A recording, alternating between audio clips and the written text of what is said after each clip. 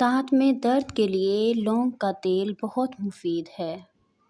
پیٹ میں درد کے لیے پانی میں اجوائن ڈال کر پی لیں۔ گلے میں خارش ہو تو ہلدی اور شہد کا استعمال کرو۔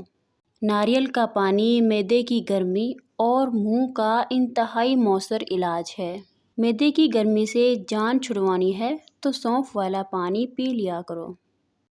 قبض کے لیے دودھ اور گھی کا استعمال کرو۔ دودھ میں خسخاس ڈال کر پینے سے جسم کا ہر قسم کا درد فوری دور ہو جاتا ہے۔ خشک کھانسی کی تکلیف ہو تو کھجور اور کیلے کو مکھن میں ملا کر کھا لیا کریں۔ چائے اور کافی کا کھانے کے بعد استعمال شدید نقصان دہ ہے۔ جن لوگوں کو بار بار الٹی ہوتی ہو انہیں الائچی چباتے رہنا چاہیے۔ صبح نہار منہ پانی میں پودینہ ڈال کر پینے سے چہرے پر کبھی چھائیاں اور داغ نہیں ہوتے۔ گوشت زیادہ کھانے سے بدن کا گوشت زیادہ بڑھتا ہے۔ رات کو کم کھانے سے موٹاپا کم ہو جاتا ہے۔ شہد میں قدرت نے شفا رکھی ہے۔ آنسوؤں کا جاری نہ ہونا دل کی سختی کی وجہ ہے۔ گناہوں کی کثرت موت کو بھولنے کی وجہ سے ہے۔ موت سے غفلت لمبی امیدوں کی وجہ سے ہے۔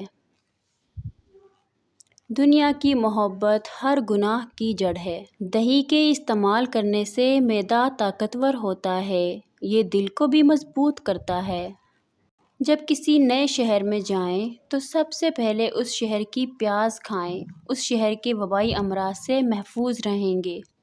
چہرے پر بڑھاپا جھلکنے لگے تو دودھ کے اندر چھوارے ڈال کر پیو، چہرہ جوان دکھائی دے گا۔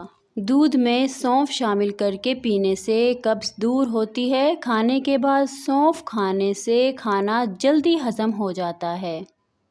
منہ بھر کے مت کھاؤ، اس سے معدے کی ذمہ داری بڑھ جاتی ہے۔ بائیں ہاتھ سے نہ کھاؤ اور نہ ہی منہ سے کھانا نکال کر کھاؤ۔ گھر سے باہر نکلتے وقت آیت الکرسی پڑھنے سے آفات دور ہوں گی اور رزق میں اضافہ ہوگا۔ سبزی کا سالن زیادہ کھایا کریں، اسکن کی خوبصورتی میں اضافہ ہوتا ہے۔ گرم کھانے کو پھونک سے ٹھنڈا مت کرو اور اندھیرے میں مت کھایا کرو۔ نماز پورے بدن کو متحرک رکھتی ہے اور نماز پڑھنے والا بندہ صاف ستھرا رہتا ہے۔ روزانہ رات کے وقت سورۃ ملک کی تلاوت کر کے سونا آخرت میں نجات کا باعث ہے۔